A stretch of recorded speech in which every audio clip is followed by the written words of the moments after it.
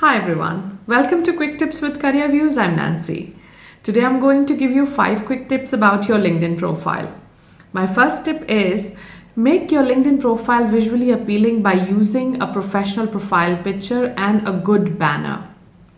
Second thing is customize your LinkedIn profile URL. It helps you send your customized URL on your CV and share it in your signatures. The third thing is don't waste your headline space. Utilize it well by putting your qualifications there. My fourth tip is make your profile summary interesting.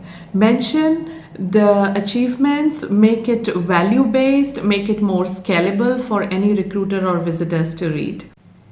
My fifth and last tip is make recruiters aware of what your employment status is. Many of the job seekers are available, some are not looking for a job, and recruiters are always on to the look of candidates. So make sure your LinkedIn profile says your status right. I hope you liked today's tip. Stay tuned with Careervues and keep watching our quick tip videos every Sunday.